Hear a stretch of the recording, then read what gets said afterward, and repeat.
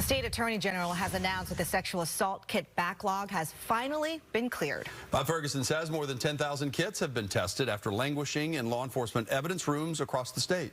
Fox 13's Jennifer Dowling toured the DNA crime lab a few months ago, got a first-hand look at how the state was working through the process, and she joins us now with the latest milestone on the road to justice for survivors. Jen? Good evening. The Attorney General says that now nearly 99% of the kits have been tested, and the remaining kits are currently in the process right now. And this has taken quite some time. The state really started to take a look at the backlog back in 2017, where there were thousands of historical kits waiting to be tested at that time. Bob Ferguson calls this an historic moment and a long time in coming for Washington State. He says in addition to allowing for justice for survivors, he says it's fixed a broken system, as well as made reforms. The culture has been changed, and testing times have improved, and crimes are being solved.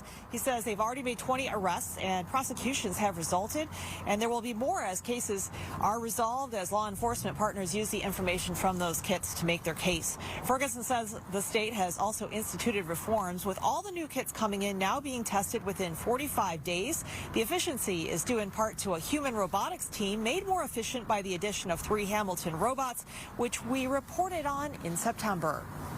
It's also the technology. You know, we have invested in robotics that allow some of the more mundane physical things that have to be done in the testing, moving the vials from place to place, all those sorts of things. That can now be done 24/7, whereas before we had that sort of technology, that had to be done by human hands, and that had to be done in 8-hour shifts, and people had to go home, they had to go to sleep. You know, the robotic technology allows us to really maximize. That's been the force magnifier. Many things I appreciate.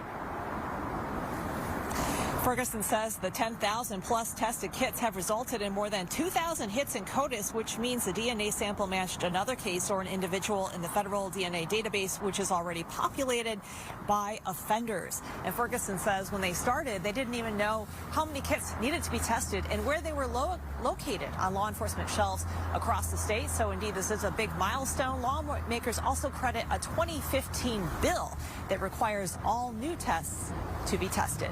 Reporting live in Seattle, Jennifer Dowling, Fox 13 News.